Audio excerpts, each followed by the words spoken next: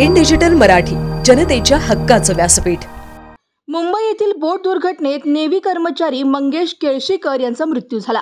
ही दुःखाची बातमी कळताच मंगेश यांच्या बदलापुरातील राहत्या घरी मोठ्या संख्येने त्यांचे नातेवाईक शेजारी जमले आहेत।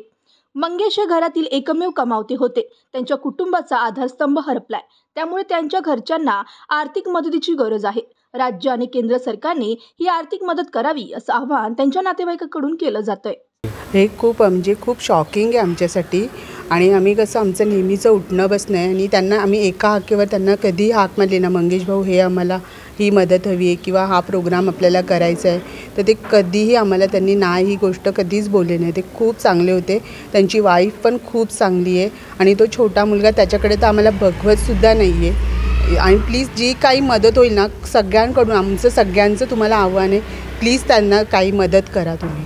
राज्य सरकार, केंद्र सरकार ज्यांच्याकडूनही होईल सगळ्यांनी मदत करा। इथले लोकल पॉलिटिक्स आहेत त्यांनी केली तरी काही वाईट नाही आहे, प्लीज करा तुम्ही मदत। नाव काय आपलं? जया मराठे।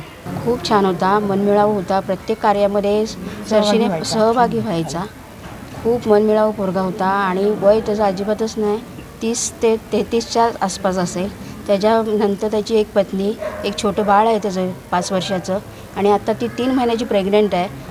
अशी अत्यंत दुःखद घटना झालेली आहे आज या ठिकाणी।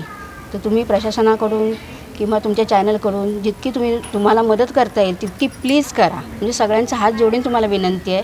त्या मुलीच्या मागे कोणी नाही, तिला सासरे नाही आहेत, तिला वडील नाही आहेत, त्या घरी कोणी नाही, ती खूप एकटी पडलेली आहे मुलगी। नाव काय आपलं? कविता कांसे।